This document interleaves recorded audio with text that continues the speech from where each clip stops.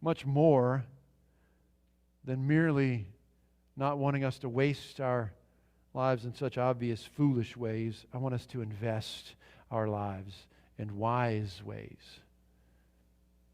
I want us to give our resources for strategic returns that will redound to us and to others in this life and beyond. And Paul's words in Philippians 4:17 and 18 help us to do so. And so from that passage, I'm going to outline 3 investment strategies, you might call them today. 3 investment strategies that offer increasing treasures now and forever, that are far better than the small or short-sighted plans that many pursue. I want us to grasp these 3 descriptions of strategic investing that can expand our motivation and our appreciation for the joy and the impact of giving. The first point to take away from this, application number 1, is to give, to invest in spiritual profit and eternal rewards. Here's a guideline to be a cheerful giver. Give to invest in spiritual profit and eternal rewards. To motivate you to make a budget, to order your schedule in ways that give your resources, your life to God. Realize giving invests in spiritual profit and eternal rewards.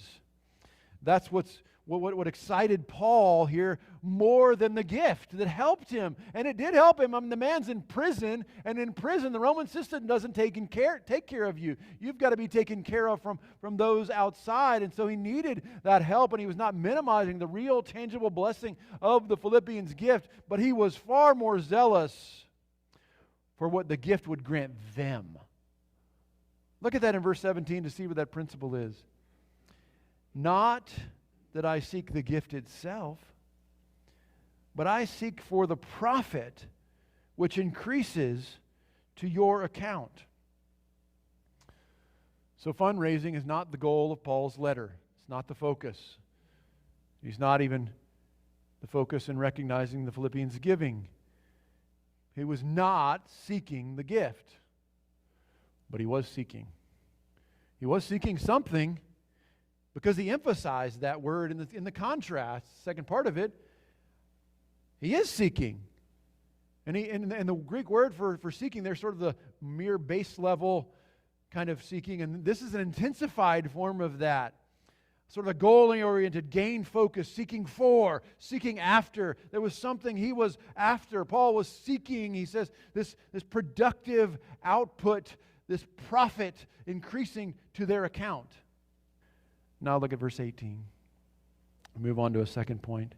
He says, but I have received everything in full, and I have an abundance. I am amply supplied, having received from Epaphroditus what you have sent, a fragrant aroma, an acceptable sacrifice, well-pleasing to God. Motivation number 2 for giving is the most worthy and wise and wealthy investment strategy. Point number 2. Give to invest in faithful stewardship and ministry relationships.